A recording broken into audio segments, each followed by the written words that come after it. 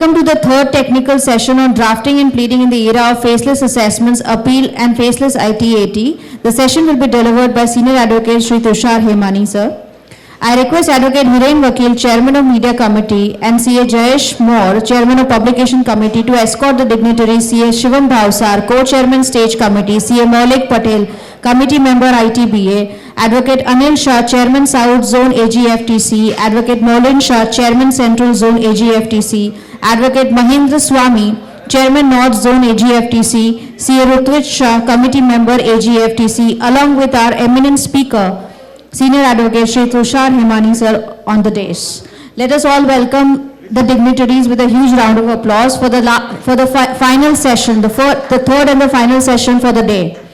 We are delighted to have Shri Tushar Hemani, Senior Advocate.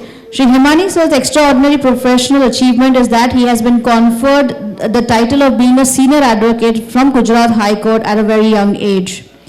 I request Advocate Hiren Vakil, Chairman of Media Committee, to welcome Shri Tushar Hemani with a book.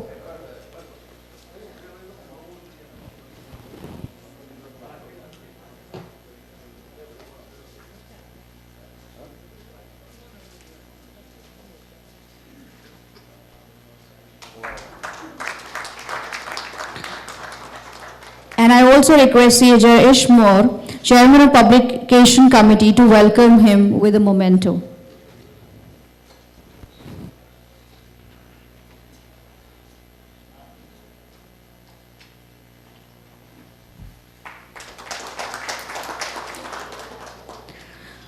Before I invite Senior Advocate Shri Tushar Hemani ji, I would like to throw light on his professional achievement.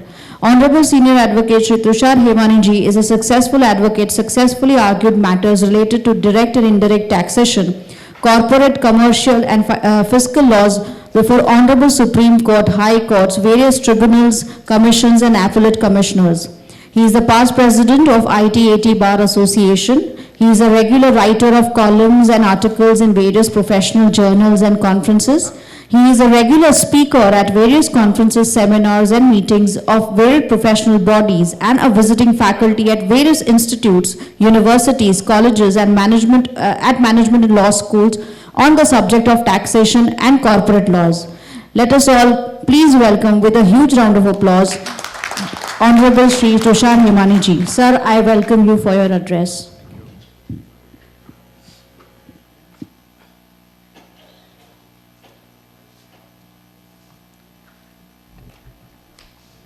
Good evening, friends.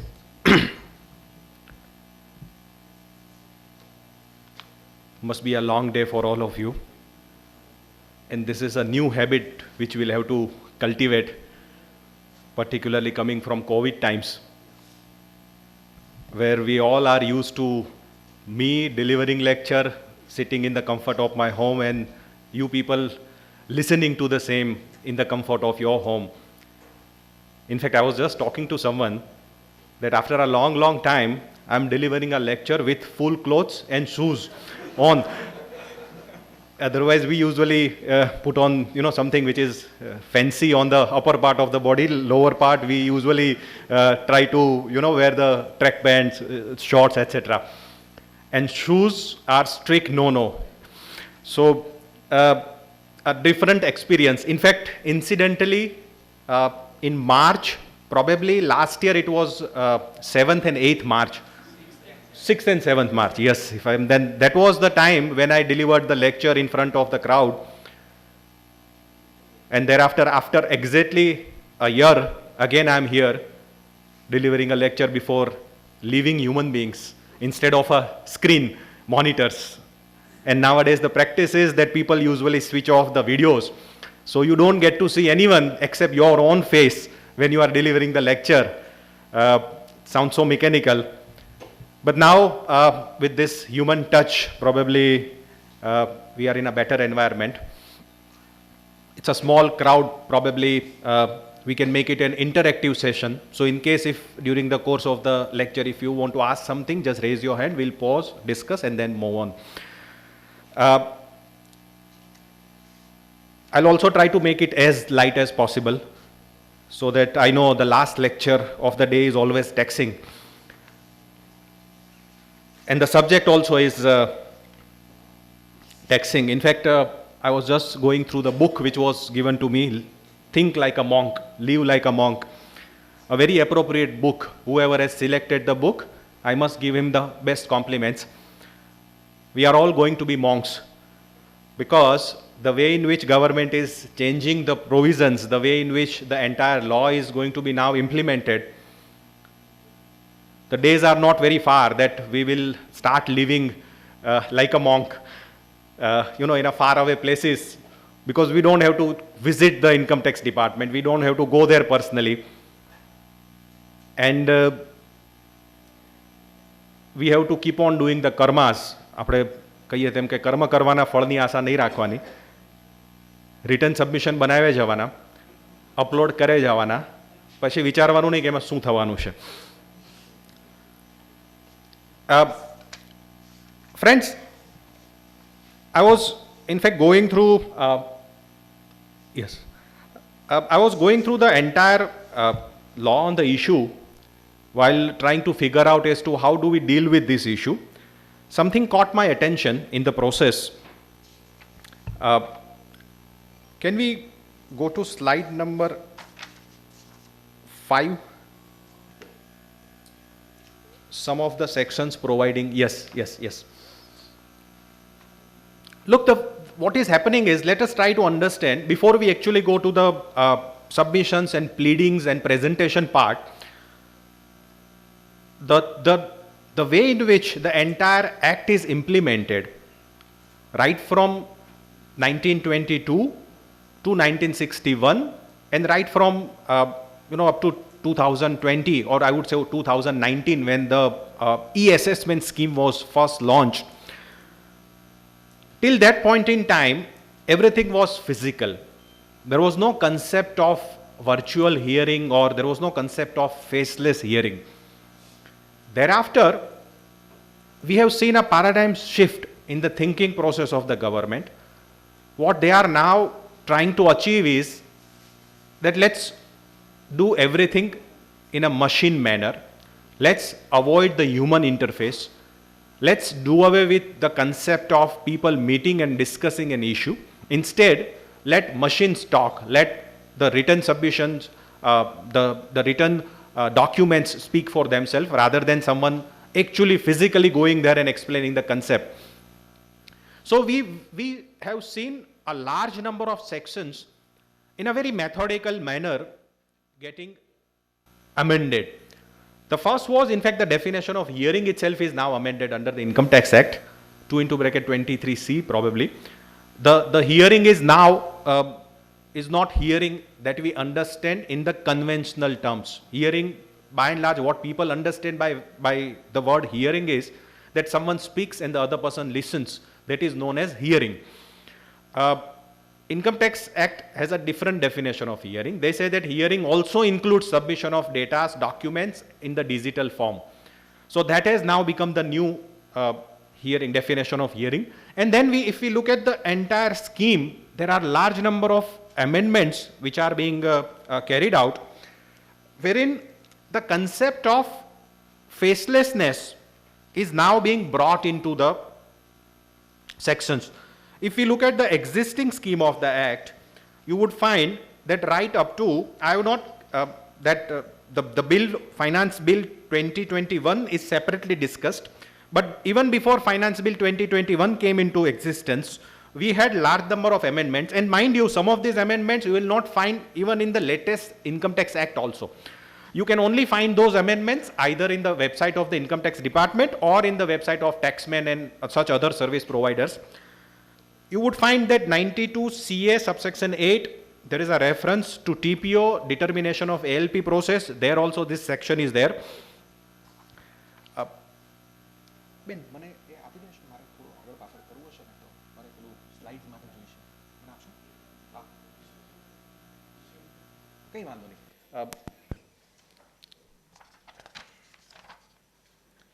ચાલશે, 2 નંબરની slide કરશો ને તોય ચાલશે, વાંધો નથી. અહીંથી ફરશે?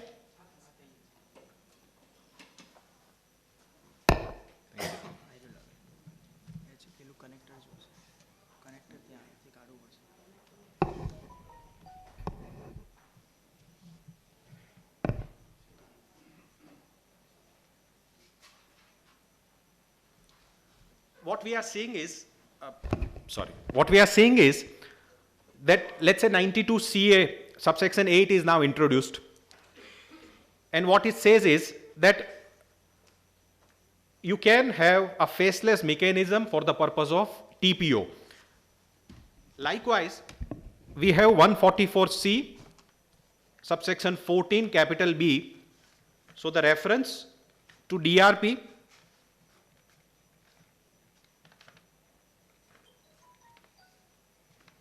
is also now sought to be carried out in a faceless manner. So DRP mechanism is now getting faceless. We have 144 capital B where the entire scheme of faceless assessment scheme is now notified, and you will find the entire notification which was issued for the purpose of faceless scheme is now being incorporated by way of a statutory provision in the form of 144 capital B. Again, 144 capital B is not there in the latest act which is published. You will have to wait for some time, but it has already been incorporated into the website of the income tax. Then we have the provision of launching of prosecution. All of us are aware that before launch of the prosecution, Commissioner is required to issue a notice. SSA would be called upon to file a response under section 279. So that process is now also mechanized. That is also now getting faceless. We have 231, section 231, faceless collection and recovery of tax. So the collection is going to be faceless. Someone will by pressing some buttons, some amount will disappear from your bank account and would be credited to the bank account of the government. So recovery, collection, 142B, faceless inquiry and valuation. So all inquiries under section 142(1), pre and post amendment, as well as the valuation process, the entire process of valuation is now going to be faceless. We have 135A, faceless collection of information. So as against 131 and 133, we have 135A, where all information which is hitherto being collected in the physical form is now going to be collected in the faceless manner. We have section 130, where faceless jurisdiction of the income tax authorities. So you would not know which face you are dealing with. Chero jovani manai છે. Then you have 151A, faceless assessment of income escaping assessment. So reopening hitherto, in fact, in the e-assessment guidelines of 2019, reopening assessments were specifically kept outside the purview of e-assessment. So also search and survey cases where large number of material is seized. Now we have a mechanism where 151 capital A says that even reopening is going to be faceless. Then we have 293 capital D, which says that faceless approval and registration. So from next year onwards, all your section 12A, 12AB, 12AA, all those approvals as well as the registrations are going to be faceless. We have 157A, where rectification is going to be faceless. All amendments, 157A is sum total of 154, 155 and 156. All these three sections are now being redrafted in the form of section 157 capital A. So that is also going to be faceless. We have 264 capital A, which says that faceless revision of orders. So 263, 264, both, whether it is in favor of the SSC or against the SSC, both are going to be in the faceless manner. 264B will order giving effect to all appellate orders, 250, 254, 60, 62, 63, 64. So right up to Supreme Court, all appellate orders are going to be given effect to in the faceless manner. And on the top of all this, this was existing. Mind you, whatever that I have just discussed is all existing legal framework. Now we have the proposed amendment under Finance Bill 2021, wherein 245D11, the existing framework of Settlement Commission is now going to be abolished. In its place, we have the interim board, which is going to function like a settlement commission, but that too in a faceless manner. We have subsection 11 saying that that is also going to be faceless. We have 245 capital M capital A, which says that this dispute resolution panel also going to be faceless. We have 245 R9, wherein the smaller SSCs, the issues below 50 lakhs of rupees, a separate body is going to be created. That body is also going to function in a faceless manner. And the cherry on the cake, the last, the last straw on the camel's back is 255 subsection 7. 255 subsection 7 says that the entire functioning of the tribunal, income tax appellate tribunal, is again going to be faceless. Now, what is the object of this? As per the material which is available, in each and every section, the language is identical. I have generalized the language. Other than that, I have not taken any liberties in changing the content of the language of the various sections, which I have just summarized. The first object which is sought to be achieved is eliminating the interface between the AO, CIT appeal, ITAT and the SSCs in the course of proceedings to the extent technologically feasible. In other words, government does not trust its taxpayers, it does not trust its officers, people who are entrusted with the task of implementing and administering the Income Tax Act, because government does not want these two entities, namely the person who are representing the SSCs or the SSCs and the persons who are implementing the Income Tax Act. Interface, no, we do not want any interface. Maybe the object behind the same is noble, that we want to avoid corruption. But look, corruption is something which has to, it can only be avoided if there is a change in the mental setup. You devise a scheme which is supposed to be faceless, which is supposed to be interfaceless, and people will find ways to carry out corruption. So this is not going to help us in any manner.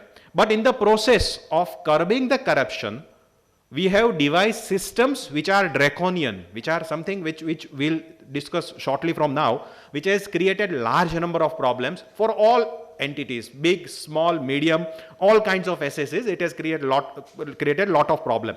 The second part of this is that what they want to, the object behind all this amendment is that we want to optimizing utilization of the resources through economies of scale and functional specialization. Now, what does this mean? I, for one, fail to understand.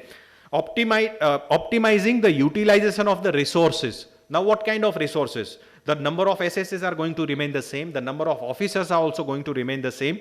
And therefore, there is no gainsay in saying that there is going to be a resource utilization in the optimal manner. And then functional specialization. I again fail to understand what does it mean by functional specialization. Insofar as the appeals are concerned, take an example that there is one appeal which has large number of grounds. Some are dealing with cash credit, some are dealing with share capital addition, some are dealing with rejection of books, and some are dealing with international taxation. Would it mean that these grounds would be placed before the CITs who are specialized in each of these fields? So ground number 1 is given to some CIT appeal who is specialized in section 68 edition. Ground number 2 will be given to someone who is specializing in GP edition. Ground 3, transfer pricing, would be given to someone who is specialized in TP editions. This is not how the appeals are going to be decided.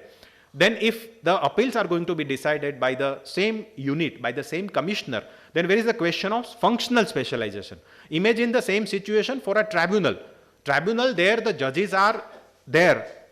Can we say that some judges are very intelligent, therefore they will handle only international taxation? Some are not so fortunate in the brain department, and therefore they will handle all this petty GP rejection and small disallowances matter. We cannot have such a segregation, and that is not feasible. And lastly, they say that we want to introduce dynamic jurisdiction. Now, what is the meaning of dynamic jurisdiction? Dynamic, if we take the dictionary meaning of dynamic, dynamic is something which is constantly changing. Now, do we want a jurisdiction which is constantly changing? Again, it's going to be difficult, because the jurisdiction term is now going to be redefined. Imagine a situation where SSC sitting in Gujarat filing the return through the online portal, return being given to someone in Chennai for the purpose of processing. Which law is applicable to that? Whether the officer sitting in Chennai will apply Chennai High Court as the jurisdictional High Court, or the Gujarat High Court as the jurisdictional High Court. And in case if the Chennai assessing officer does not follow the jurisdictional High Court, namely Gujarat judgment, then can Gujarat High Court issue a writ of mandamus whereby can he direct the officers sitting in Chennai to act according to the ruling of the Gujarat High Court, when certainly the territorial jurisdiction does not cover that. That gentleman sitting in Chennai is governed by the Madras High Court. So these are all interesting issues which are going to crop up, the way in which these implementations are happening. It would have been better had the government waited for some more time, because we are in 2019, we just started experimenting with faceless assessment. In 20, we started with the Commissioner Appeals faceless appellate mechanism. Probably tribunal could have waited for a couple of more years before jumping into that bandwagon, because today what is happening is we file the return in electronic form, your assessment is done in a faceless manner, your Commissioner Appeal decides your matter in a faceless manner, tribunal, after the bill becomes the act, is going to decide your matter in a faceless manner. Your question of fact is going to be now decided in a faceless manner, because before the High Court, what we can take is only the question, substantial question of law. So in case if there are factual discrepancies, if there are facts which are required to be determined, how do we do that? How do we make our representation before an authority who is actually there to hear our arguments? None. Answer is none, because ultimately everything is going to be faceless. Life is going to be very difficult, and because of that, let us look at the brighter side of that difficult life. The brighter side is that your drafting skills are going to be of paramount importance. The way in which you argue the matter, you need to develop your skills of writing in an identical manner. You have to somehow educate yourself and prepare yourself for putting everything in paper, so that the person who is reading the document, the reader of the document, would get exactly the same meaning which you really want to convey to him. It is going to be a difficult task, and it will take some time before all of us get used to that system. Before we actually go there, let's hurriedly look at what is the system, because this system is also quite complicated. In fact, in India, the other day someone forwarded me this message on the WhatsApp કે અચાનક ક્યાંકથી aliens ઉડીને વર્લ્ડમાં આવી ગયા, અને એલિયન્સની પેલી ફરતી રકાબી આવી ઉતરી, એમાંથી કંઈ કમ્પ્યુટરના સ્ક્રીન ખુલ્યા, અને બધા દેશ વિદેશના લોકોએ ટ્રાય કર્યું એ સ્ક્રીન પર જાત જાતના ફોર્મ્સ બધું ભરવાને કરવાને, કંઈ ના થયું. કોઈ ઇન્ડિયન આગળ આવ્યો, એટલે કીધું મને ટ્રાય કરવા દો, હું હમણાં ભરી દઉં. એણે ધડાધડ બધા ફોર્મ ભરી નાખ્યા. એટલે એવરીવન વોઝ હેપી કે ભાઈ આ શું થયું, તે કઈ રીતના કર્યું, આ તું કોણ છે, શું કરે છે એમ. તો કે હું ટેક્સ પ્રેક્ટિશનર છું, અને જીએસટી અને ઇન્કમ ટેક્સના ફોર્મ ભરીને એવો એક્સપર્ટ થઈ ગયો છું કે કોઈ અજાણી લેંગ્વેજ કે અજાણી ભાષાની અંદર કંઈ બી આપો, હું બધું કરી શકું છું. બધા ખુશ થઈ ગયા. થોડી વાર થઈ એ ભાઈ, because he filled up those forms, એ આગળ ગયા અને એલિયન જોડે કંઈ એમણે વાતો કરી. એમણે તરત ઓફિસ બોય પાસેથી income tax act, GST act અને થોડા ઘણા પેન ડ્રાઈવ્સ મંગાવ્યા, એલિયનને આપ્યા. અડધો કલાક પછી એલિયનની છત્રી પાછી જતી રહી. બધાએ પૂછ્યું કે ભાઈ આ થયું શું? તો કે મેં એમને સમજાવ્યું કે આ એક્ટ છે અને આમાં આ ફોર્મ્સ છે જે તમારે દર મહિને અહીંયા ભરવાના છે, રહેવું હોય તો આવજો, અધરવાઇઝ પાછા જતા રહેજો. એટલે એટલી બધી કોમ્પ્લિકેશન્સ છે આપણા અત્યારે અહીંયા આગળ બધા, અને એમાં વધારો થઈ ગયો. નહીં, હવે એમાં આ વધારો થઈ ગયો કે ફેસલેસ પ્રોસિજર અને કોમ્પ્લિકેશન્સ એવા કે unless you give everything in writing, you can't survive. અત્યાર સુધી શું હતું, એવો ક્વેરી કાઢે, આપણે જઈએ, ડોક્યુમેન્ટ્સ લઈ જઈએ, સાહેબને છેલ્લે કંઈ ના થાય તો હાથ જોડીએ કે સાહેબ આ કેસ કરવા જેવો નથી, આમાં ના કરશો. ઘણા બધા એવો છે એ માની જાય. કંઈ ના થાય તો છેલ્લે you can always explain to him that sir this is what is flowing from this document. Take an example of a simple land document. Look, in this part of India, we have the system of entering into Manakhat first. Manakhat is agreement to sell. Based on the agreement to sell, we enter into the final deed. Final deed is whether it is as per Jantri rate, not as per circle rate. If it is as per Jantri rate, then the same amount of stamp duty is required to be paid. And thereafter, we can file appeal if at all we are not happy with the stamp levy, these, that. Again, non-agriculture persons cannot buy agricultural land. These are all settled laws in this part of India, and everybody understands them. Now take an example, your assessment is given to someone sitting in Lakshadweep. Now that person would never understand that this kind of deals are also possible. They would not understand that a non-agriculturist cannot buy an agricultural land. They would not know what is a banakhat, which is again in the vernacular language. You will have to do the translation of the entire banakhat. Large number of such clerical work will go. Look, faceless, the summary of faceless proceedings is, because for us it is very necessary to understand the summary of faceless procedure before we go to the written submission part, because unless we understand as to what is it that is expected of us as an SSCs or SSCs representatives, we would not be in a position to satisfy the government. Look, in all this faceless procedure, be it the assessment procedure, be it the penalty procedure, be it the CIT appeal procedure, or be it the proposed ITAT procedure. Let's keep proposed ITAT procedure out of this, because for the time being that notification has not yet come. In fact, the bill is still not made into an act, and therefore we do not know what kind of procedure is going to be ultimately notified. But in all this, the common thread is that now, as we have seen, the government does not want Parliament to apply their mind while drafting the laws. You will find each and every new law which is now enacted. In fact, in 2020, 21, both, all those sections which I have taken you to, the direct message is that Parliament is too busy to draft all these things. Therefore, we want to delegate this power to the executives. So effectively, instead of Parliament, now we have CBDT, and some of the officers notified by CBDT are going to be drafting all these schemes. The law also says that once these drafts are out, they are notified as notifications, within a period of 6 months, we'll take it up in the Parliament and we'll convert that notification into the appropriate piece of legislation. Effectively, therefore, what the government is doing is that they don't want Parliament to now enact the laws. In fact, if I remember correctly, when I was studying the Constitution, the sole purpose of Parliament was they are known as lawmakers. They make the laws. And because we have a structure whereby there is a checks and balance, that Parliament will make the law, the executives will implement the law. Now, executives are making the laws and they are also implementing the laws.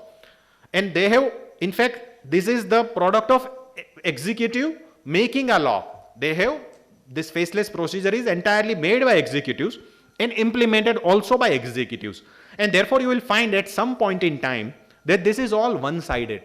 As a lawyer, if I have to draft an agreement, then I'll see to it that the agreement is tilted in favor of my clients.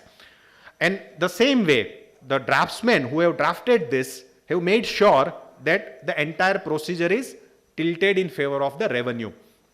There are certain things which is very easily available to the revenue, not available to us. Imagine a situation that there is a survey action or a search action at your premises. You are coerced into making some disclosure. રાતના 2, 2:30, 3 વાગે કીધું કે સાહેબ કરોડ રૂપિયા disclose કરો તો અમે ઘરે જઈએ, અધરવાઇઝ અમે બેઠા છીએ. In order to get rid of the department, many a times SSC succumb to these pressures. And they declare, crore રૂપિયા ડિસ્ક્લોઝ કરી દીધા. સ્ટેટમેન્ટ લખાવી દીધું, મેં સંપૂર્ણ હોશો હવાસમાં મારી રાજી ખુશી મરજીથી કરોડ રૂપિયા ડિસ્ક્લોઝ કર્યા છે, ટેક્સ હું ડ્યુ ડેટ પ્રમાણે ભરી આપીશ. મારે હવે વિથડ્રો કરવો છે, રિટ્રેક્ટ કરવું છે, because it was done under some force. How do I file that affidavit? That simple task of filing an affidavit, I can always execute the affidavit, no dispute on that score. How do I file? Unless that tab is given to me, that tab is generated, where do I upload? Because I do not know who my assessing officer is. I do not know who is the range officer who has this jurisdiction over me. And unless called upon, you don't have to speak. You are not given any right to upload anything on your own. Unless that notice is issued, the tab will open for 15 days. You can upload documents, whatever is required, or you forget about approaching the authorities ever. As against that, every assessment unit has a power of calling for information without any restrictions. They can always tell the regional center that we want this information. Regional center in turn will tell the national center in turn will issue the notice upon the SSC, and SSCs will have to furnish those details on record. Take another situation where you want to cross-examine someone, or you want to raise an additional ground which you have not raised during the course of the assessment proceedings. You realize that you have incurred certain expenditure which you ought to have claimed as a revenue expenditure. Now that is not related to any of the controversies which is there in the body of the assessment order. This is a fresh claim which you want to raise before the assessing officer. Hitherto, the law was, as per the Goetze India's case, that you can't raise a fresh claim before the assessing officer. Nonetheless, you can file the letter raising this claim. Assessing officer might reject that claim, saying that you have not filed a revised return, therefore I will not entertain this. But based on this letter, at least before the appellate authority, you can plead that, sir, look, I raised this claim before the AO, he did not grant me this claim, now you allow me. Now I don't find any mechanism whereby I can raise an additional claim. I am only called upon to answer the notices which are issued to me. In that notice, probably I can raise as one of the additional ground that though it does not concern any of the queries, nonetheless, I want to raise this additional fresh claim, and you kindly entertain that. So these are all one-sided mechanism, but the crux is that we have one national body, which is either National Assessment Body or National Appellate Body. Below that, we have regional bodies. Regional bodies, basically, they don't do anything. They are just for the sake of bifurcation. Below regional bodies, we have units. And below units, we have actual officers working under those units. They are either automatically assigned a particular assessment or a particular appeal, or based on some representation, the national body can, on a specific case-to-case basis, assign a particular case to particular officer. Once the scrutiny starts, he issues the notice under 142. You are called upon to place on record certain details. Those details, again, once you place on record, based on those details, authorities can call for more details. Now, all this communication is never happening between the SSC and the actual assessment unit. It's a triangle situation. It's a triangle, basically. The National Assessment Center is at the top. We have unit here as one of the angles of the triangle, and we have SSCs here as one of the angles of triangle. They never talk with each other. The SSCs and the unit, they don't talk with each other. They always talk through the center. Therefore, the whole idea behind this is that there is complete anonymity. There is no interface between the SSCs and the assessing authorities. Now, with this situation, everything is going to be in written mode. The importance of drafting is all the more important. Drafting is basically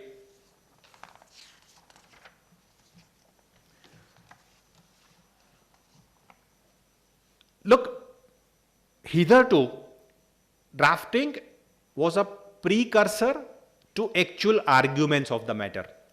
And therefore, drafting, though it was important, was always to be supplemented by the oral arguments.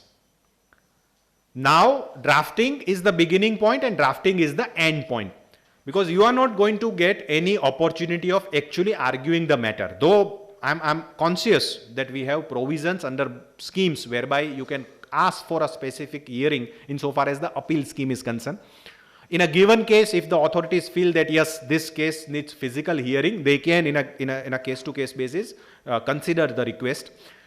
But as a rule, not as an exception, the rule is that the issues are now going to be decided based on your written submissions. And therefore, we'll have to look at some of the basic principles, because those basic principles would remain the same.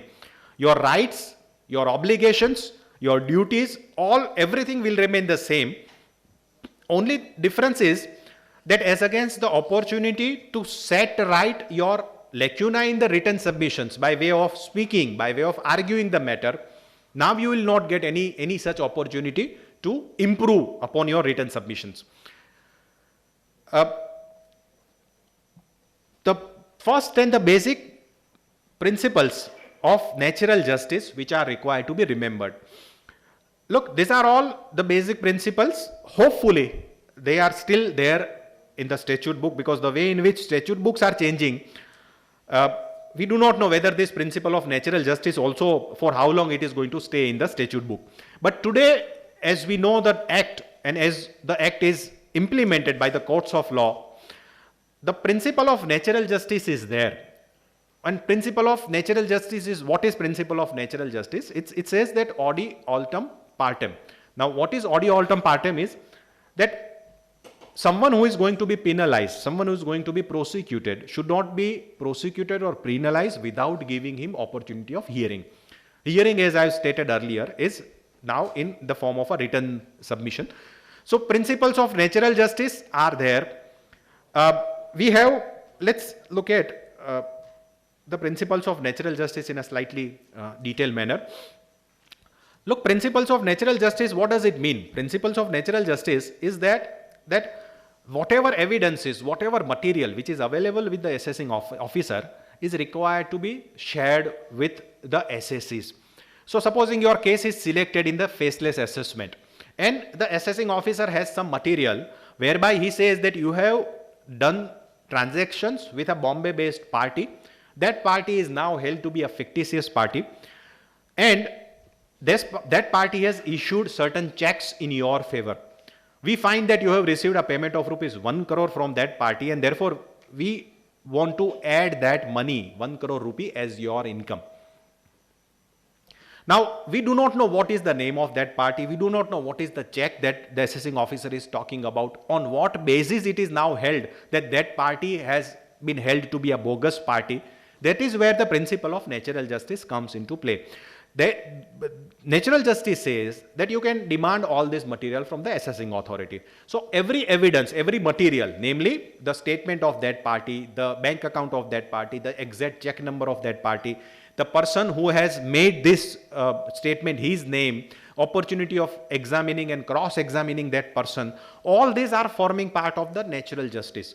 And maybe the proceedings are in writing, but nonetheless, you can always demand all this material. The moment there is a show cause asking you to give explanation on this amount of 1 crore allegedly you have transacted with that party, the next thing is you write a letter calling for all this information. And as a matter of right, as it is your inherent right to get all this information. Show cause, hitherto in fact, the law was very, very clear. However, there was no specific provision under the scheme of the act whereby show cause was compulsory. And many a times you would find that authorities would not issue the show cause before making the final assessment.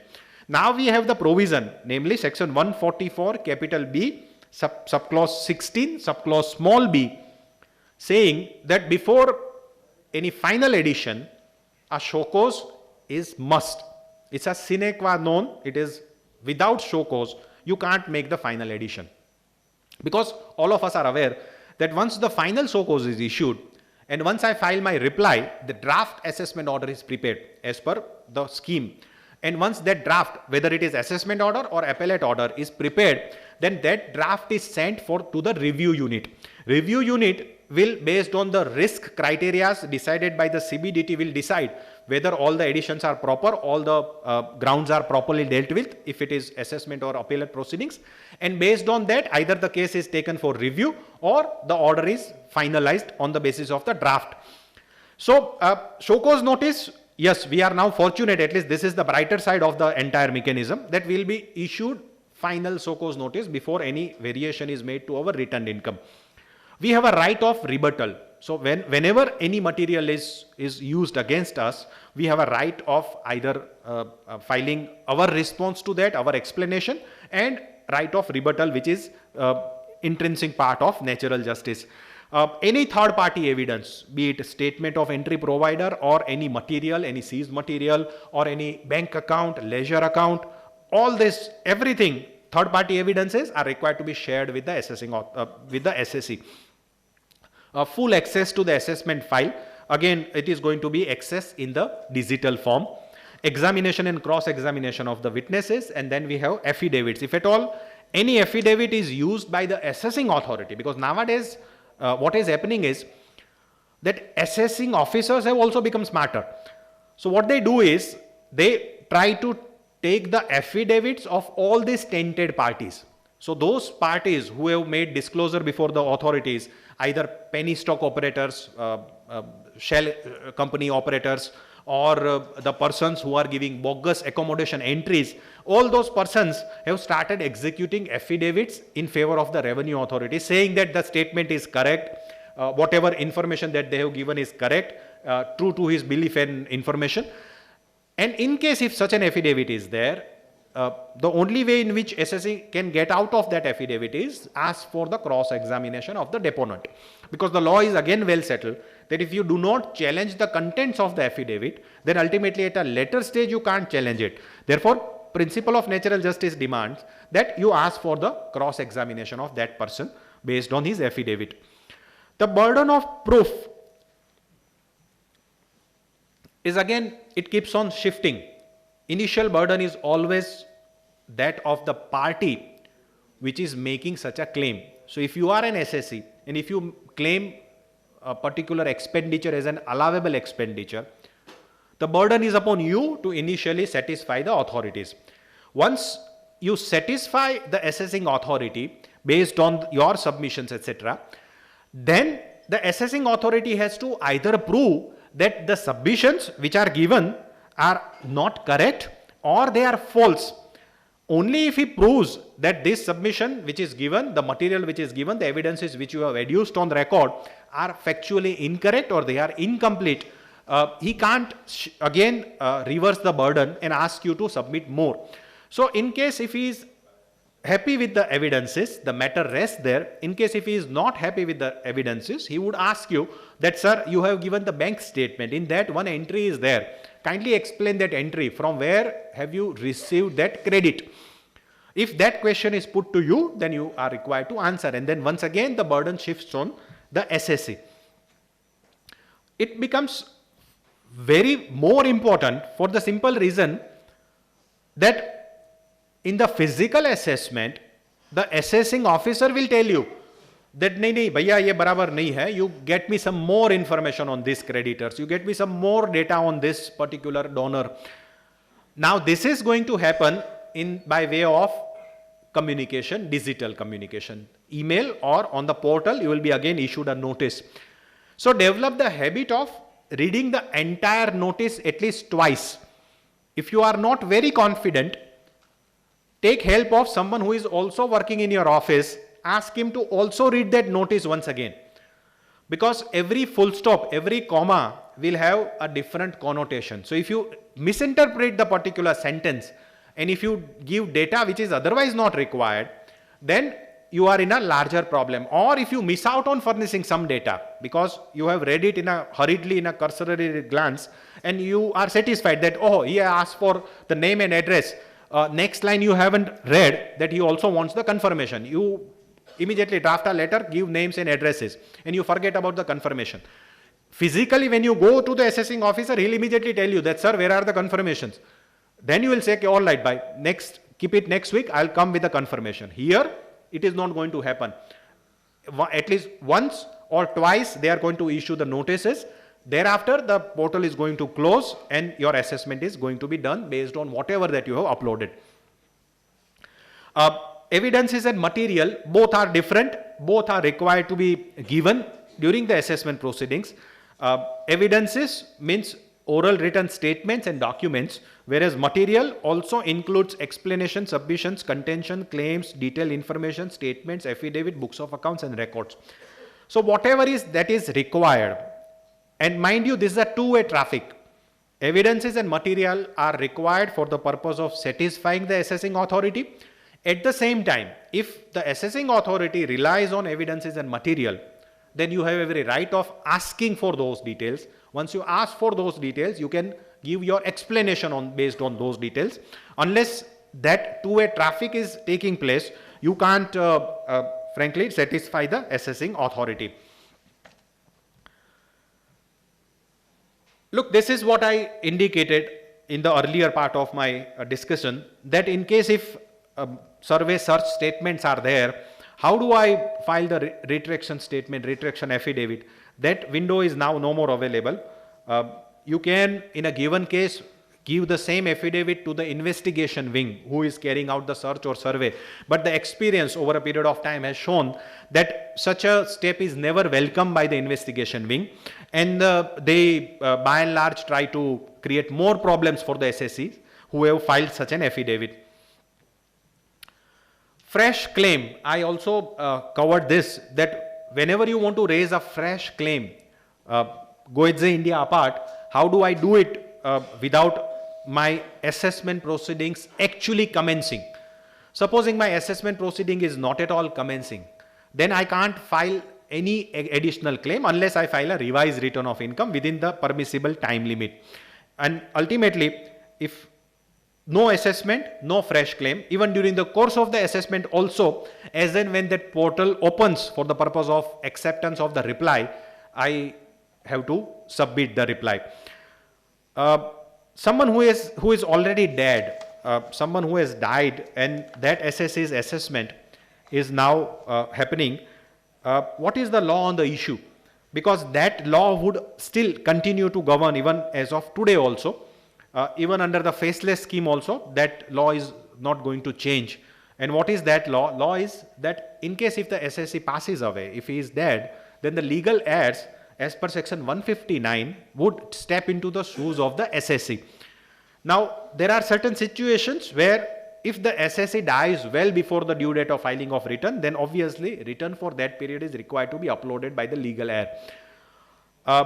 Then there is no issue because that legal heir is already substituted. After filing the return of income, but before 143(2) notice is issued, if the SSC dies, then the moment you receive 143(2) notice, you are under an obligation to intimate the revenue authorities, the department, that the person is no more. If the time is available with the authorities, they would issue a fresh notice under 143(2). If that time is not available, then that statutory notice would not be held to be a valid notice, decided now by Supreme Court in the case of Maruti Suzuki. And therefore, the entire assessment is now cost and set aside. It will not be a valid assessment. However, if someone dies in between after receiving 143(2) and after reading it, he suffers a heart attack and he dies, because 143(2) notices are, at times very scary. He reads it and he dies. So he has already technically received the notice. That notice is received by him, but before final order could be framed, he is no more. Then in that scenario, 143(2) notice is valid. However, the final assessment order is required to be done in the name of the legal heir. And unless that legal heir steps into the shoes of the SSC, that order, if it is passed in the name of the dead person, is going to be held as an invalid order. And after 143(3) order, after receiving 156 demand notice, if someone suffers heart attack and dies, then he is not there in the picture at all. However, two things are required to be done. One thing is the demand notice which is issued by the assessing authority. If it is more than the estate of that person who has passed away, the dead person, the deceased person, then you are required to intimate to the assessing authority that his dues are 1 crore, whereas his estate is only of 10 lakhs of rupees, and therefore you kindly keep that on record. However, the appeals, etc., will have to be filed by the legal heir. Additional deduction and exemption, if you want to claim that without filing the necessary reports along with the return of income, then what is the situation? Situation is, even after we have certain amendments in the statute, wherein the view that is taken is that unless you file your return of income in time and along with those audit reports, you can't claim the deduction and or exemptions. Courts have taken the view that those are procedural report and you can file those reports. Supposing you have to claim deduction under section 10AA. Now, you have not filed the auditor's report along with 10AA. You have forgotten to upload that audit report. Suddenly, you realize at a later stage during the course of the assessment proceedings, you can certainly upload that audit report as and when the window opens even if the actual audit report uploading window does not open, you can file that as an annexure along with your reply and place it on record, and probably at a later stage you can plead before the authorities that such a document may kindly be taken on record. Look, now comes the rights of the SSC. Rights of the SSCs are, as I have discussed earlier, you have right to ask for each and every material. Mind you, these material are restricted only to the show causes which are issued by the department. If there is no show cause on a particular transaction, then you can't ask for the material from the department, because then that window will not be available, and then the law is that unless the assessing authority uses some material against you, they are not under any obligation to share that material. Supposing therefore, in a given case, some of your suppliers, some of the persons from whom you have purchased the material, they are directly issued notice under 133(6), and they have given a positive reply for the year under consideration, and therefore assessing authority has closed the file. However, in the next year, when the assessments are framed, those parties did not reply, did not respond. And therefore, you wanted the material in year number 1 to be kept in your file, so that at a later stage, you know that he has shut down his business and he has now disappeared. Those confirmations can come to your rescue that this party was genuine when we entered into the transaction. In order to establish that correspondence with the assessing authority, you can't ask. However, in the physical form, that probably is possible, because you can go and approach the assessing officer and get the copies. However, under the faceless mechanism, such a thing is not possible.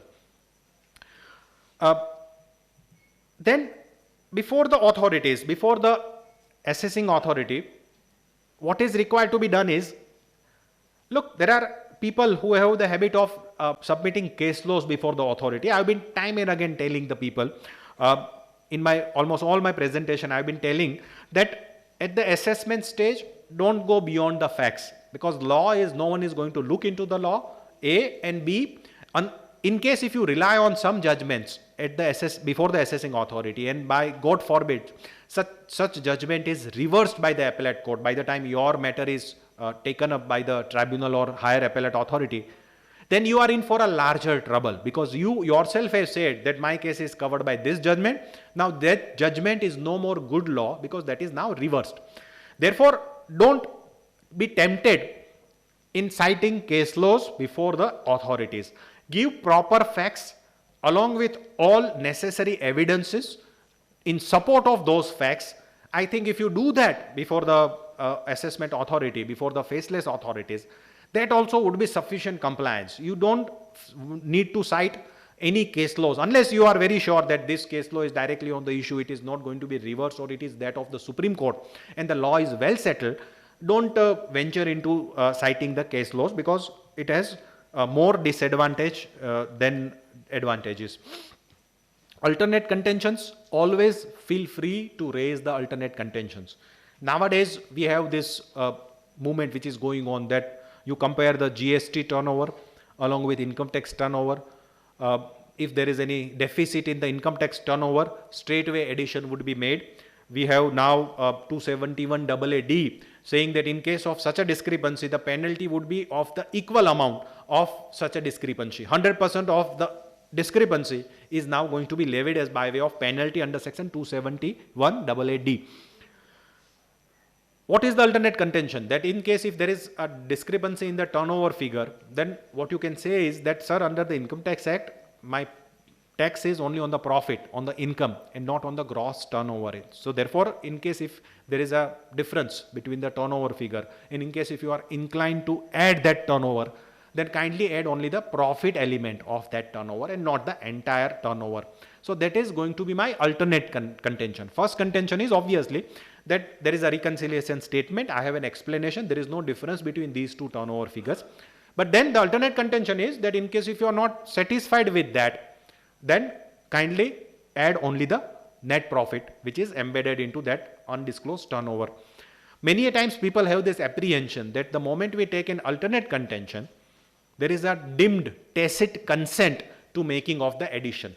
The law is well settled on that issue, that in case if you write very categorically that without prejudice to my earlier submission, alternatively and hypothetically, if you are going to add the turnover, you can only add the net profit which is there in the turnover. If you write in such a way, maybe some variation here and there, then no courts will take an adverse view that you have accepted that to be your addition in your hand.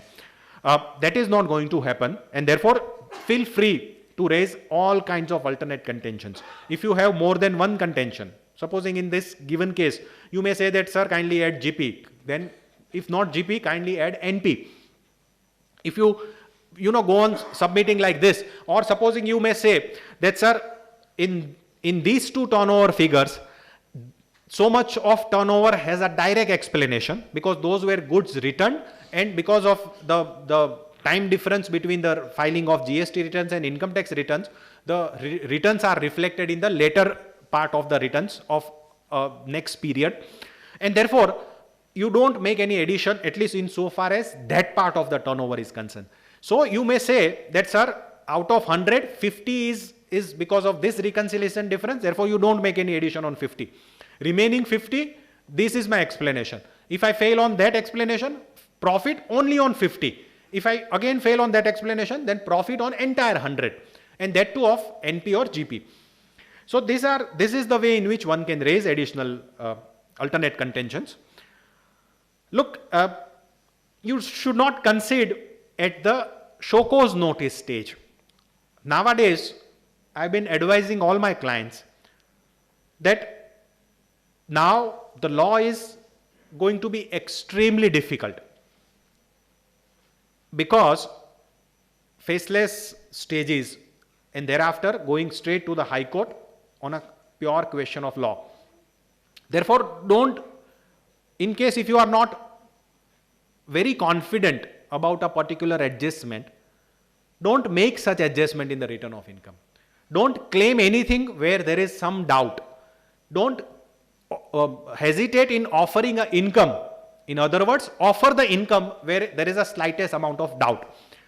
So don't play with the Income Tax Act. Whatever is due, show it in the return of income. Supposing there is some query which has now come from the department, and if you believe that this is the item where my explanation is not going to stand, you can always concede.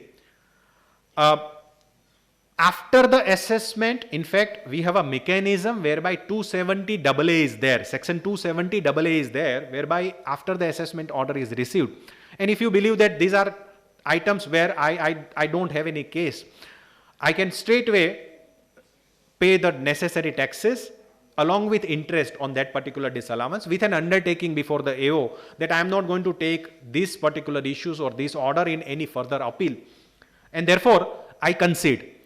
And the advantage would be that there is not going to be any penalty or prosecution against that acceptance. However, this is available only insofar as misreporting is concerned. In the language of 270 capital A, there are two kinds of adjustments. One is misreporting, another is underreporting. Misreporting is mismatch. Underreporting is a deliberate attempt on the part of the assessee in concealing certain things. So 270AA is, if at all you are confident 270AA is coming to your rescue, you can concede.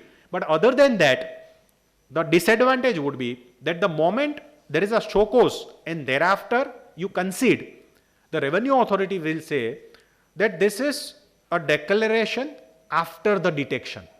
And once the declaration after the detection is caught by the revenue authorities, they would say that, sir, pakadai gaya etle kabul karo છો ગુનો, બાકી તમે ના કર્યો હોત, and therefore they'll nonetheless, without even ignoring your conceding position, they will levy the penalty. So therefore, idea is not to concede. You have to place on record all relevant documentary evidences before the assessing officer. Don't hold back on anything, unless, of course, you believe that if you place on record certain documents, those documents are going to be held against you, and because those documents are going to be held against you, there is going to be a consequential proceedings which are yet not time barred, and therefore you choose not to place those documentary evidences on record. Supposing in a case of 222E, in year number 4, assessing authority calls upon you to justify 222E transaction.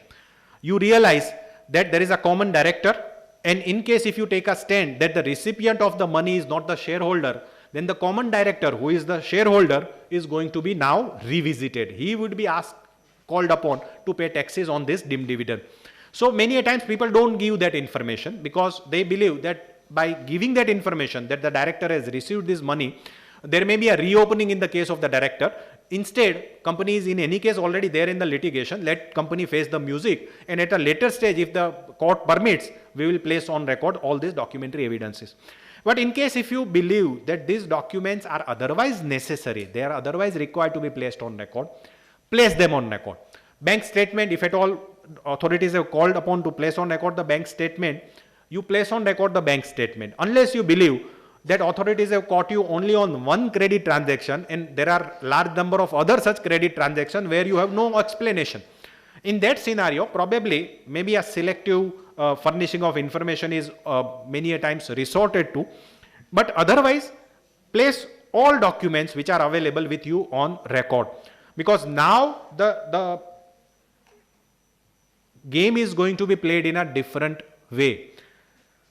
Hitherto, commissioners were very liberal in entertaining the additional evidences. They would immediately say that, "Acha, remand report mangwa lete hai, aap de do compilation bana ke."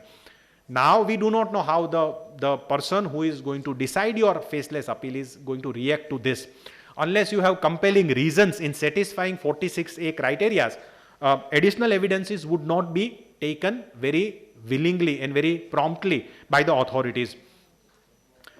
263 and 147, how the same can be avoided, how those actions can be prevented. Give a proper reply to show cause, deal with each and every argument of the show cause, and place on record all material facts which are necessary. Once we do that, then probably we can avoid 147 or 263, because 147 again, in case if it is beyond 4 years, we can say that everything was placed on record, therefore there was no failure on the part of the SSE in disclosing fully and truly all material facts. Or you can plead that there was a change of opinion, though I placed every document available with me on record, he rightly or wrongly accepted that, and now it is not open to him to change that opinion. Same is the case with 263 also. Once you place on record all documents, then you can say that, sir, assessing officer has already applied his mind, he has processed this issue, and out of the two possible views, he has adopted one of the views, and therefore, as a revisional authority, you can't say that his view is wrong merely because you happen to have a different view. Then comes the post-assessment precautions. What are the post-assessment precautions? You read the whole order, because now it is again more important, because this is for the first time in the faceless proceedings, you will come to know that this is what has been held by the assessing authority.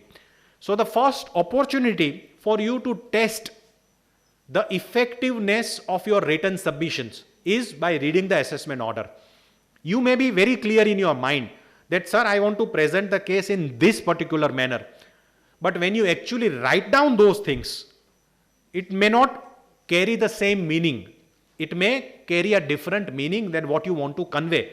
And in case if there is any variation between what you really want to convey and what is actually conveyed, this is the opportunity where you will come to know for the first time by reading the assessment order that, અરે આમાં તો આપણે આવી details આપેલી હતી, આ તો સમજો જ નથી. એટલે એ નથી સમજો એનું કેવળ જ્ઞાન આપણને ઓર્ડર વાંચવાથી થશે, અને એના જે રેમેડિયલ એક્શન આગળ લેવાના હશે તે that we can take. So you read the whole order. Don't leave anything to chance. People have the tendency of reading only the last page, that આટલી એડિશન થઈ છે. But my advice is, in this faceless era, read the whole order, because there could be some hidden observations by the assessing officer which may not hurt you in this matter or in this year. It may hurt you in the later years or in some of the earlier years. Demand computation, of course, all of us are going to check that.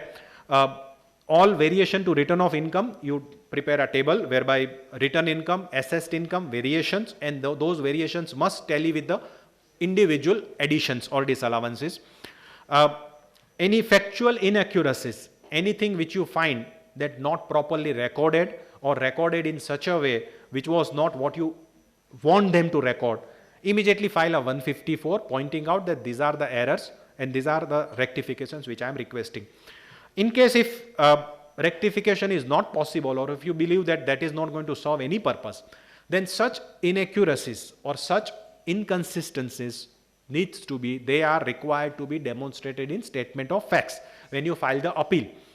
So when you file the appeal, you prepare SOF, statement of facts, and in those SOF, you point out that, sir, these are the problems with your assessment order. This is what I submitted, this is what is understood, and this is where the problem lies.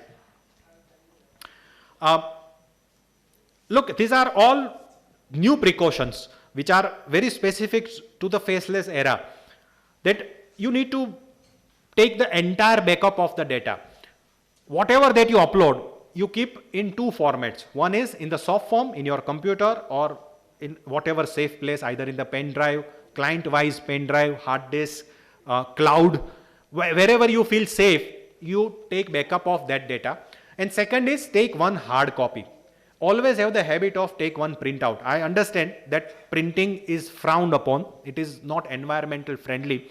But in case if you believe that something which is very important, take the printout of those documents. Keep one hard copy in your file.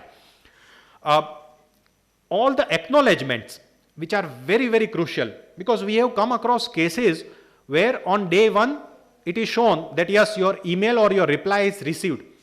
After a week, when you again log in, that entry suddenly disappears, and therefore you have no proof of claiming that, sir, I uploaded that, I checked the website was showing that yes, my response is received.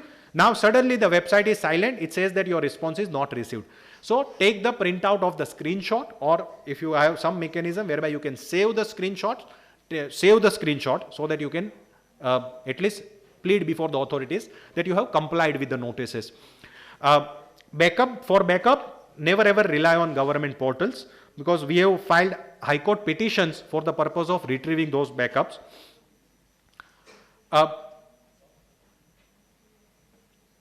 Look, before appeal, I'll come back to appeal in a short while from now, if there are ultimately the time permits. Now the written submissions. This is very, very crucial, because written submissions would help you at both the places. These are written submissions which are can be filed before the assessing authority or can be filed before the appellate authorities. Look, written submissions are crucial for the simple reason that they are going to argue your case before the authorities. That is where you are going to plead your case. And in your absence, your written submissions would speak for themselves. My suggestion is that in case before the assessing authority, if you are filing the final written submissions after the final show cause is issued, or before the appellate authority, you are filing written submissions, first broadly note down what are the issues which you want to cover in your written submissions. In a rough piece of paper, or prepare a small bullet point, what all issues you want to cover in the written submissions. Based on that, if it is the assessment proceedings and the final show cause is issued, you compile the data which you have already given to the assessing authority. Before the appellate authority, you already know what is placed on record, and that compilation is always available with you. So once you formulate what is going to be the written submissions, you straightway go to the paper book. Prepare the paper book first and then only prepare the written submissions.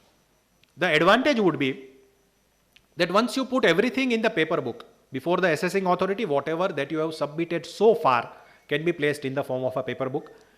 Before the commissioner appeals, before the appellate authority, whatever has been placed before the AO can be compiled in by way of a paper book. Once you prepare the paper book, you will be in a position to know that what all documents are already available on record. Immediately, you know that I want to raise ABC issues. However, for ground C, I don't have any material in the paper book. Therefore, I need some additional evidences, some additional documents, some other material. So you can either prepare those documents and upload them separately before the assessing authority, or you can prepare a compilation of additional evidences before the appellate authority. Once you prepare the paper book, duly certified, continuously paginated, in an index format, you have page number of each and every document. And that becomes your reference point. So when you prepare the written submission, you can give the reference of the page number, exact page number of the paper book. So you can say, while referring to the GP chart, let's say you say that I have placed on record the GP chart, wherein last 3 years GP is there. On page number 55 of the paper book, paragraph 5, GP chart is there. In line number 3, GP for immediately preceding previous year is so and so, which is less than the GP for the year under consideration, and therefore my GP is better. Therefore, there is no reason to reject my books of accounts. Unless you do this, you have to cultivate this habit, because otherwise, even if you make a submission that my GP as against last year is better and therefore no adjustment is required. Now, who is going to verify whether your GP is better, bad, worse? Where are those GP figures? GP is there in page 55 of the paper book. How have you linked those two figures? Unless you do that, or you keep on reproducing GP figure every time you write the submission, there is another way of doing this. But then, again, those GP figures will have no material to support them, whereas paper book has all the material. Immediately after the GP chart, you can annex the profit loss account for 3 years, and authority can find out that whether these GP figures are correct or no. So therefore, first prepare the paper book, thereafter prepare the submissions. Now submissions are going to be prepared based on the facts and facts alone. First, present the facts as they have been presented before the authority, lower authorities. Look, I have seen that people have this tendency of answering the queries, giving vague replies. પેલી joke જેવું છે ને કે કોઈ એક train ઊભી રહી અને સવારના ભાઈએ બારીમાંથી પૂછ્યું કે ભાઈ આ કયું સ્ટેશન છે, એટલે કોઈએ જવાબ આપ્યો કે રેલવે સ્ટેશન. એટલે look, answer is technically 100% perfect, but it is not carrying the matter any further, because I also know that this is railway station, but I wanted a specific answer. So when answering, when pleading before the authorities, stay away from answering these kind of questions. પેલા telephone પર પૂછે ને કે ક્યાંથી બોલો છો, તો કે મોઢેથી. હવે એ આન્સર ટેકનિકલી કરેક્ટ હોય, પણ એનો પર્પસ કશો સર્વ ના થાય. So when you present the facts, we do not want confusing facts.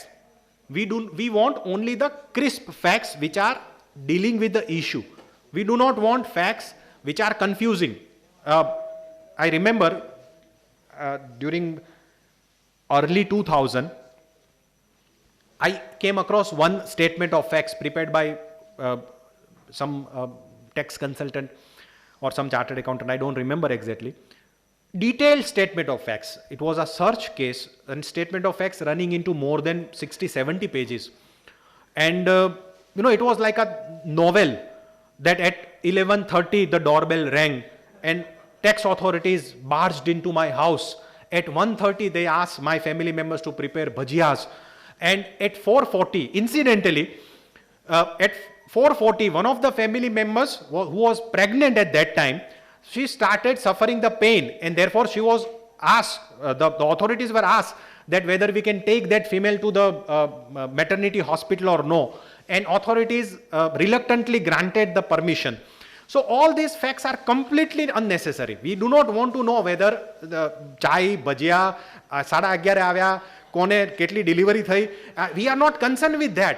Look, we are concerned with the hard facts, and facts are that during the course of the search, the jewelry worth 1 crore rupees was found from the cupboard. That was all that was required from that. Therefore, we are not writing a story. And believe me, the size of the submission is again going to decide your matter. Smaller, the better. The moment you stretch it into a big volume, a big written submission, maybe you can charge more to your client based on number of pages, but it is not going to help your matter. If you can prepare the submission in 3 pages, do not go to the 4th one. Take all necessary facts, all relevant sections, that this edition, ground number 1, these are the facts, this is the section which is required to be interpreted. Based on this, these are my arguments A, B, C, D, and based on this, these are the case laws on which I rely. Case laws are 1, 2, 3, 4. All these case laws, paragraph number 5 in case law 1, paragraph 6 in case law 2, and so on and so forth. I make a very small, concise, crisp, and to the point written submission. Once I do that, then probably I can retain the attention of the reader. The moment I convert that submission into a huge long essay, then probably I am losing the attention of the reader. And mind you, if I lose the attention of the reader is not a loser, I am the loser. And therefore, I need to make it as small, as concise as possible. In a given case, you may argue that, sir, it is not possible to prepare 3-4 page submission in each and every case. I understand. In that case, what you can do is, you prepare a detailed submission and give executive summary in the front. Make detailed submission, give a small synopsis, small summary in the front, whereby in the bullet format, you point out that these are the arguments, you find the detailed arguments on pages so and so to so and so. These are my arguments, you find detailed arguments on pages so and so to so and so. So that is how you can, cater to both the categories of reader. Someone who is interested in reading the details can read the detailed submission. Someone who is not interested in reading the details can go through the summary.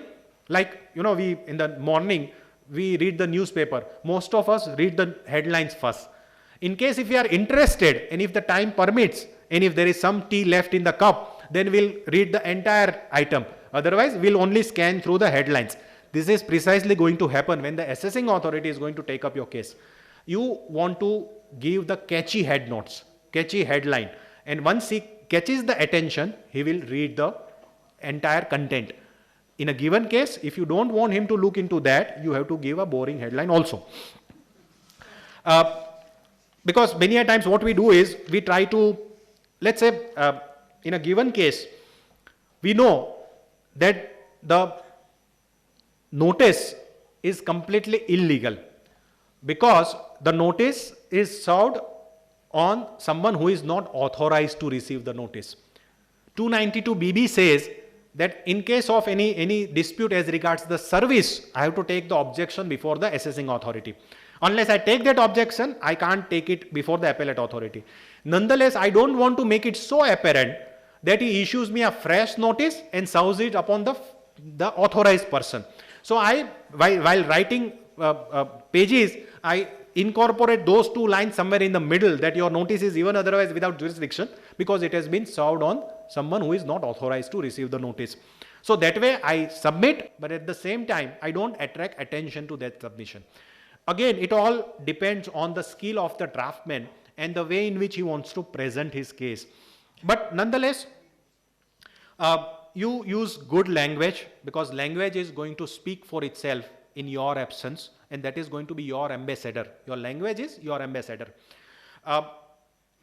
Don't make any allegation. If you are arguing before the appellate authority, don't say that assessing officer dobo હતો. ભલે એ ડોબો હોય, પણ એ કહેવાય નહીં. એટલે એમ જ કહેવાય કે learned assessing officer. Maybe you don't agree with that learned part, but nonetheless, you don't make allegations. Alternative contentions, pleas, arguments, everything is required to be mentioned. Last bullet is very important. Look, anticipation is the mother of writing good submissions.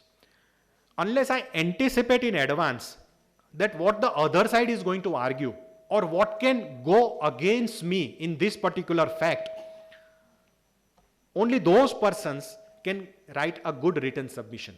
Otherwise, it is going to be a monologue. I write submission only from my point of view.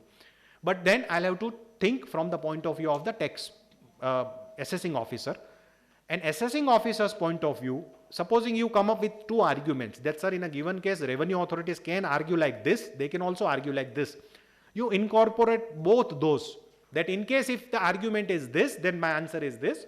And in case if the argument is this, or you rely on this case laws, then that has already been distinguished in the later judgment of Gujarat High Court or Supreme Court or any such authority. So the anticipation, good anticipation of the opponent's argument can give you an edge in preparing the written submission. Then comes the facts. I have already discussed. Yes, paragraph numbering and exhibit numbering is also very, very important, because unless you give the paragraph numbers and reference exhibit numbers, you can't probably refer to those things at a later stage before again the higher authorities. So be very careful in giving the paragraph numbers and in giving the continuous page number, in giving the exhibits the sequential number. Don't write a letter every time, a letter with exhibit number 1, exhibit number 2. Then every time I want to refer to that exhibit, I'll have to refer to the letter also. That exhibit 1 to letter dated so and so, exhibit 1 to letter dated so and so. Instead, in case if you are facing the assessment proceedings, give the continuous exhibit numbers irrespective of the letters, so that you can keep track that I've placed on record 13 exhibits over a period of 4 months. Same way before appellate authority, in case you already have the entire material available with you, therefore you can give exhibit numbers the way in which you want to give. Avoid the temptation of citing large number of case laws. Even if you have, let's say, 30 case laws on a particular issue, we do not want all those 30 case laws. You are learned, well read, we all know that. But authorities, they are not there to appreciate your learnedness. They are not there to appreciate your knowledge. They are there to decide the issue. So unless you give most relevant 1, 2 or 3 case laws, citing large number of case laws is not going to serve any purpose.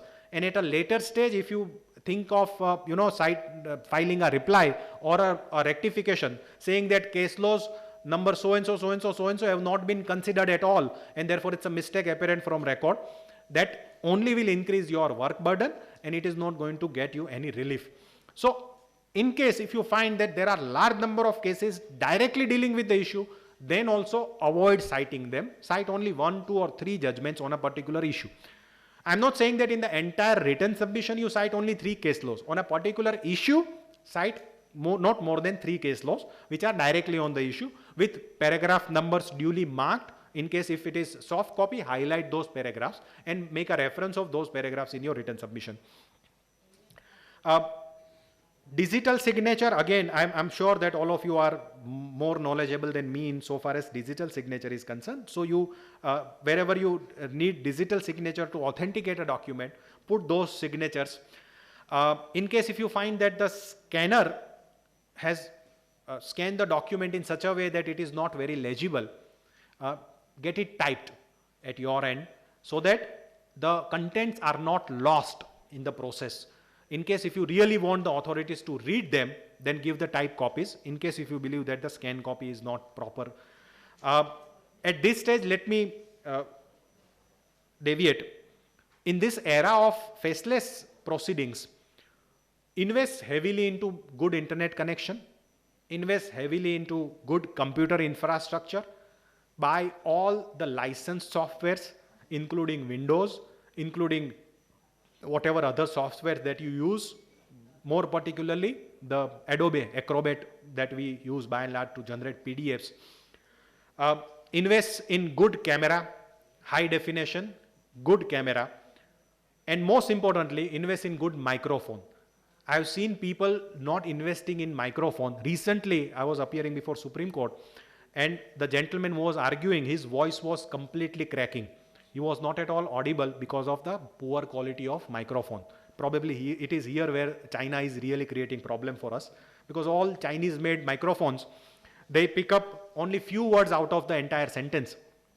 In fact, fortunately for that gentleman, he was saved very closely, because what he wanted to convey was that usually I agree with the arguments of my learned friend. However, in this case, I am not agreeable. What was heard by the entire, those who were live on the system was, I am agreeable with my learned friend.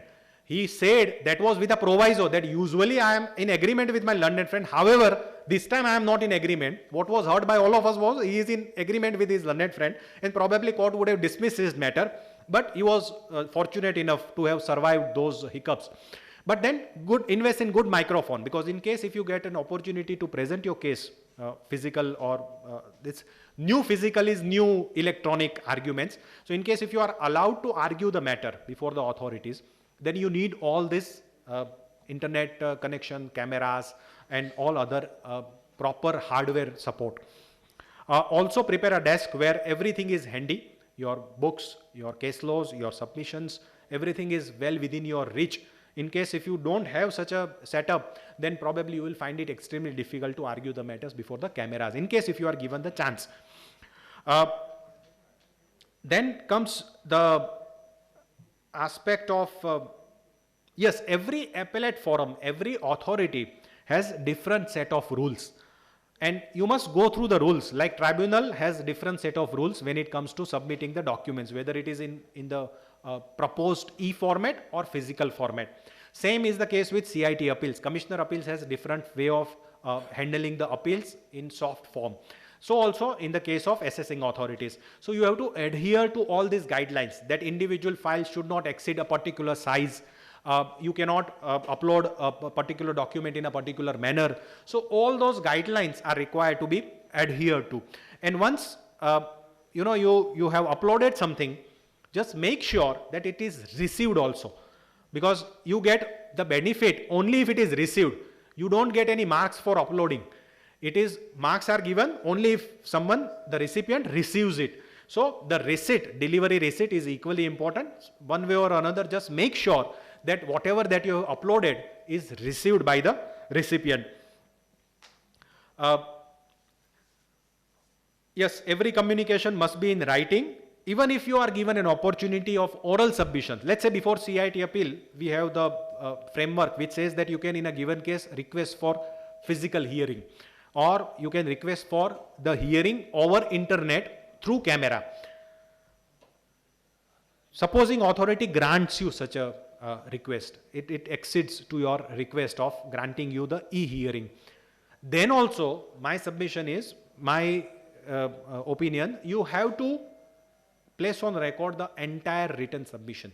You can supplement your written submissions by oral arguments, but you can't rely purely on oral arguments and do away with written submissions, because as per the scheme, it looks that the person who is going to listen to your argument may not finally be passing that order. So someone who is sitting across the camera discussing the case with you may not be the author of your order finally. Someone else would pass that order. And if that person, the person who has interacted with you, if he is not very particular in noting down whatever that you have argued, or if he does not prepare a summary of oral arguments in a proper manner, then probably the author of the order would never know what you argued before the person. And therefore that would be complete waste of time, money and energy.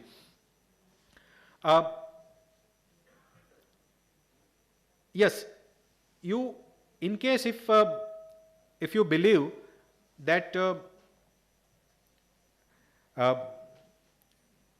the summary or the final synopsis are also required of whatever that has been submitted, ask for the permission of such a submission of final summary. Once the hearing is over, you can ask for the permission to place on record a final summary. That would help you in summarizing what all has been argued, questioned, counter question and discussed during the course of the hearing, if at all the hearing is granted to you. That would be insofar as written submissions are concerned. And if time permits, we can, I think I'm almost touching 7:10. I don't want to come in the way of dinner and hungry stomachs.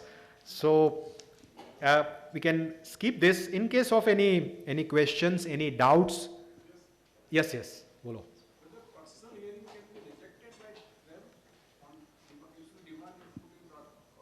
It is going to be rejected. The question should be that would they grant personal hearing or no? Absolutely. The scheme very categorically says that at their discretion. It is not a matter of right. It is a matter of discretion. So they, in a given case, they may give you, they may not give you. And my personal reading is more often than not, they will deny the request. Absolutely. Personal તો મળવાનું તો કઈ છે જ ના. Video conferencing also is going to be very rare. Look, those powers are kept by the authorities for the simple reason of obliging some, high power persons. Otherwise, other than that, you will not get any personal hearing.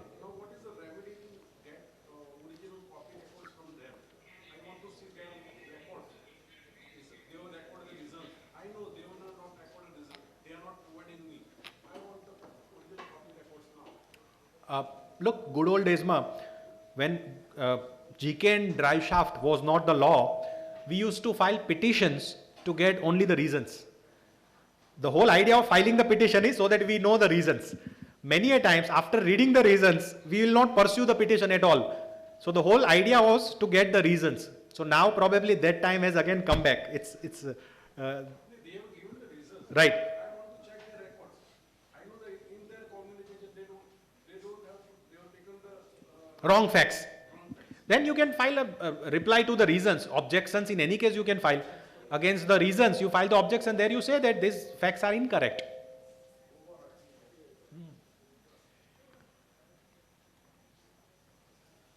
I can demand the copy of their records. હવે તો બધું છે જ નહીં, કાંઈ બધું છે એ બધું ડિજિટલ ફોર્મમાં છે. એટલે ડિજિટલ ફોર્મની અંદર શું આપશે તમને? તમે you can always ask for it. You can file an RTI, you can file a petition before the court that these are factually incorrect, or you can file objections against those reasons that these are factually incorrect observations. Supposing they say that so and so is searched, you know for sure that so and so is not searched at all and nothing is found from that person's premises. So this is something which is factually incorrect. They have said, we have the records with us. We don't want to, we are not compelled to provide. Right. So that you file a petition. Ultimately, if you don't succeed, then you file a petition, you say that this is factually incorrect. And court would call upon them to justify whether this is factually correct or not correct. Thank Yes, you, yes. sir. Yes. No. No, this was, in fact, what he said was CIT appeal only. CIT appeal માં નથી આપવાના. Right.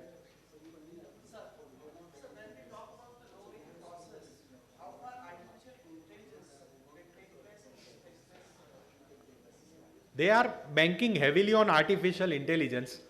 Probably what they are not realizing is before artificial, they need to nurture the natural intelligence. So,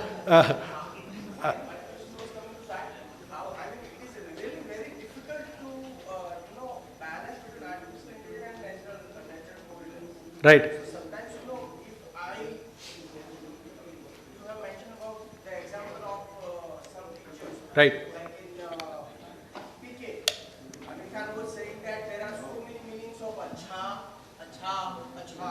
So artificial intelligence is not going to analyze those, facial expressions or expressions or emotions. right. So is there any chance that their system could be having problem? Look, what they are going to use the artificial intelligence not for the purpose of entertaining a hearing, not for the purpose of conducting a hearing where your arguments would be recorded. What they are going to use it for is, supposing there is a raw data which is available on the floor of the stock market, let's say BSC, there is a huge data, trading volume is available with them. So they'll ask the computers to find out certain suspicious looking transactions. They may set the criteria that a script which has grown over let's say 500% in last 15 days, you find out what are those scripts. Based on that, they will find out that yes, these are these 15 scripts where there is a more than 500% returns. Then they will find out that who are the persons who have transacted. If the transaction is happening between more than 1,000 persons, then probably it is genuine. But if it is handful of persons who are transacting, then those are suspicious persons.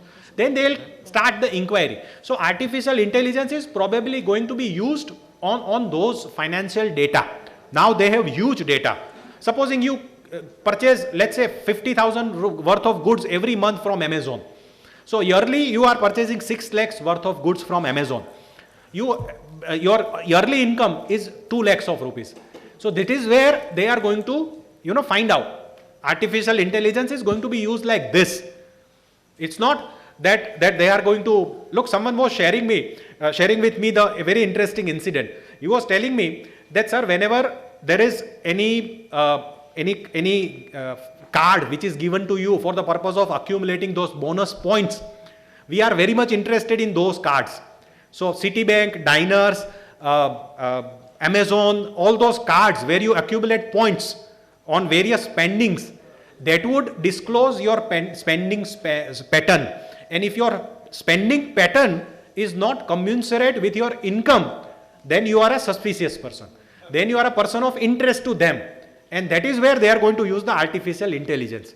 So these are the instances where they will come after you. If your trading turnover is huge in stock market, but you are not showing any income at the end of the year, then you are a suspicious person.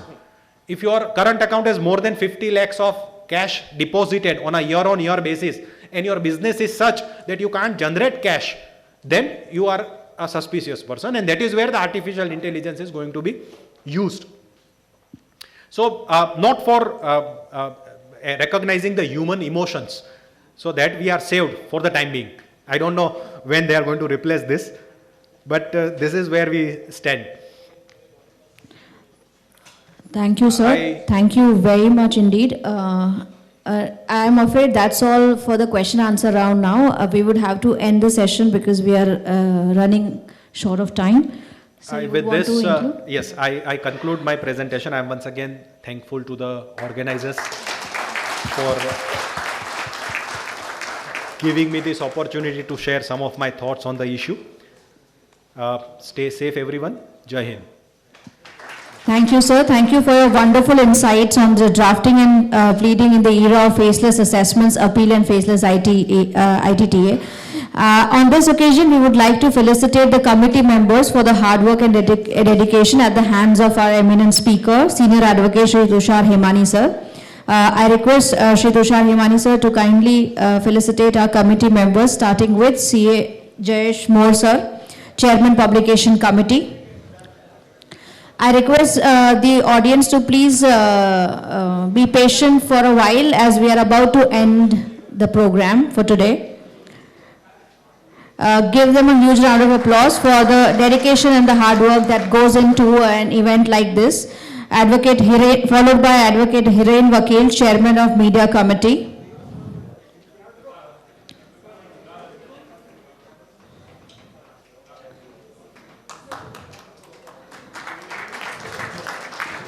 Next, CA Rutvij Shah, Committee Member, AGFTC.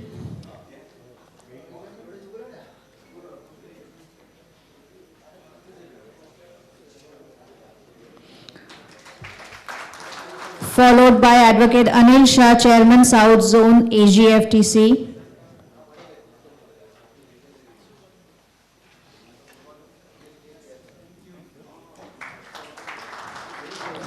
Followed by Advocate Mahindra Swamy, Chairman, North Zone, AGFTC.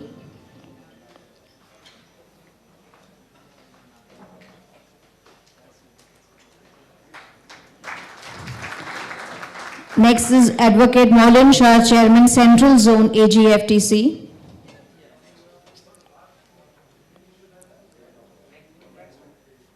Followed by CA Maulik Patel, Committee Member, ITBA. And finally, CA Shivam Bhavsar, Co-Chairman, Stage Committee. Let's give them a huge round of applause.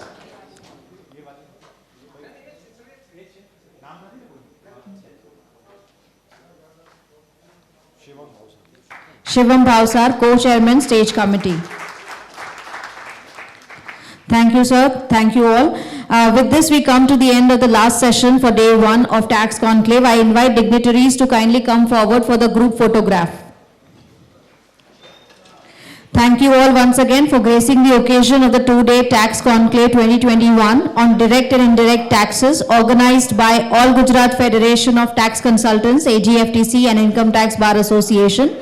We once again thank all our conclave supporters such as Indus University, BuyBest, TaxoPaid, WIIA, Clear Tax, SBI Cards, Swami Energy, Magnanimous Infrastructure Private Limited, and Travel Sukha. We would now proceed for dinner, and we'll see you all tomorrow at 9:30 sharp for day 2. Thank you very much.